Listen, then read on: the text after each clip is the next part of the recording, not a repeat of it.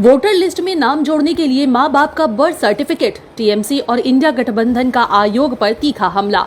Voter list में नाम शामिल करने के लिए मां बाप का बर्थ सर्टिफिकेट जरूरी करने के नई चुनाव आयोग की गाइडलाइंस पर राजनीतिक घमासान मच गया है। तृणमूल कांग्रेस ने इस निर्देशिका का विरोध करते हुए इसे पीछे के दरवाजे से एनआरसी लागू करने की साजिश बताया है।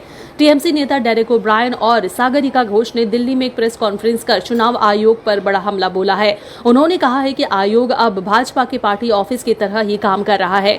टीएमसी ने साफ किया है कि इस बार अकेले विरोध नहीं होगा, बल्कि इंडिया गठबंधन के सभी दल मिलकर संसद के अंदर और बाहर इसका विरोध करेंगे। डेरेक ओब्रायन ने कहा है कि इस तरह की शर्तें आम जनता के लोकतांत्रिक अधिकारों को छीनने की कोशिश है।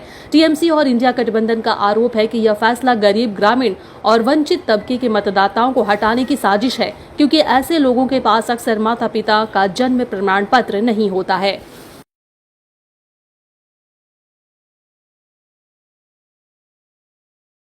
वोटर लिस्ट में नाम जोड़ने के लिए मां बाप का बर्थ सर्टिफिकेट, टीएमसी और इंडिया गठबंधन का आयोग पर तीखा हमला।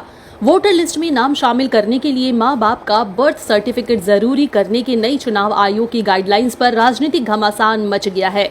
तृणमूल कांग्रेस ने इस निर्देशिका का विरोध करते हुए इसे पीछे के दरवाजे से एनआरसी लागू करने की साजिश बताया है। टीएमसी नेता डेरेक ओब्रायन और सागरिका घोष ने दिल्ली में एक प्रेस कॉन्फ्रेंस कर चुनाव आयोग पर बड़ा हमला बोला है। उन्होंने कहा है कि आयोग अब भाजपा के पार्टी ऑफिस की तरह ही काम कर रहा है।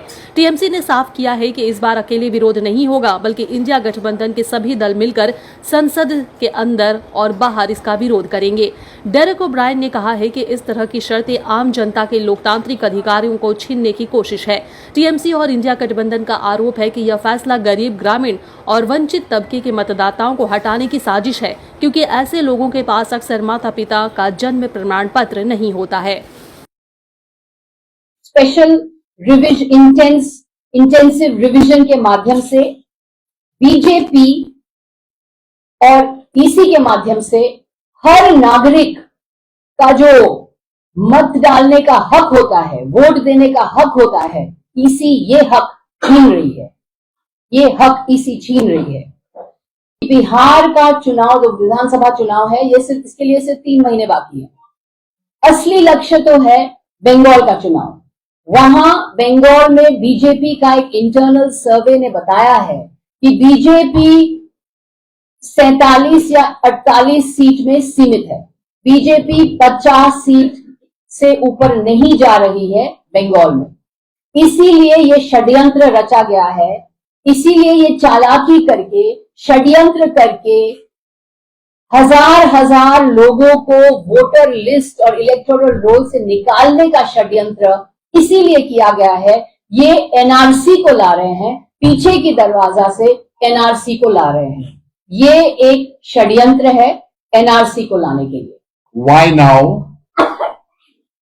2 on the epic card and 3 backdoor NRC. This is only the beginning. Inside Parliament and outside Parliament, all the India bloc parties will take this up even before Parliament starts. And even at this stage, those of gentlemen and ladies running the Election Commission of India, that's a constitutional body. Please don't get sucked in to draw it in